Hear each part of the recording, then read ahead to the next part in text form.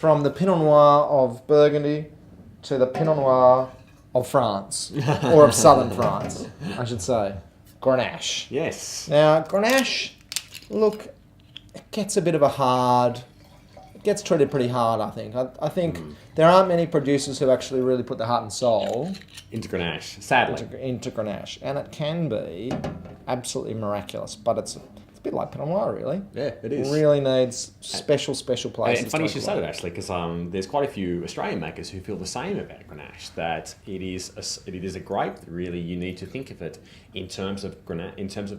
It's something that is quite a feminine wine. I mean, the traditional style where we try and make a Grenache more like a Shiraz is probably wrong. Yeah. We want to look at something that is quite sensual, because what makes really lovely Grenache is actually something that's just this beautiful silken sort of style of wine. I mean, it's going to have not quite the same sort of structure and that sort of perfume as what a Pinot does, but at the same time, it can actually provide a whole lot of drinking pleasure and a whole lot of really interest too. Again, it's just this grape that's really just been maligned over the years because it wasn't Shiraz, essentially. Yeah. I mean, I think, it was a blending partner. Definitely. In South Australia, a lot of people just treat it as a blending partner. It produced, it was quite high yielding, made loads of wine, they could blend it away. The fruit is pretty different to Pinot. It's very ripe fruit. Almost like red skins, kind of, dark cherry.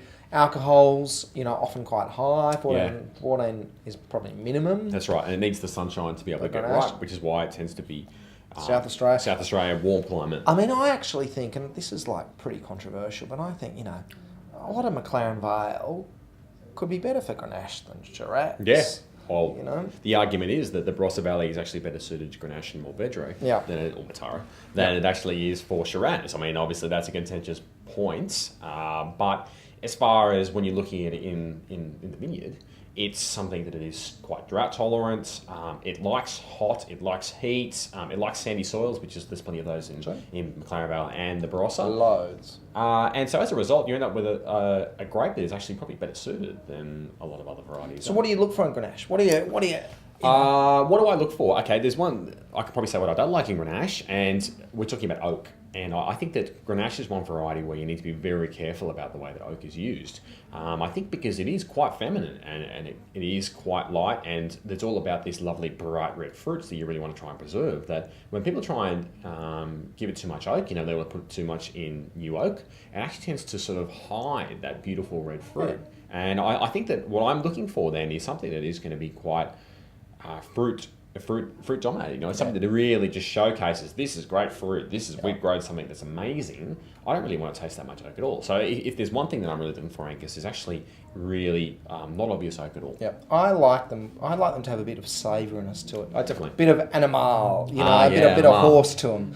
Because it does have quite an obvious plush sweet fruit. The best ones though really show this savoury edge. Definitely. And I think probably long extraction times, post ferment, I think is probably the key to that, and not too much oak. Definitely. But again, some people are taking Grenache seriously. They are. There's probably though 10 producers in Australia really paying it its dues, and can be a great wine though.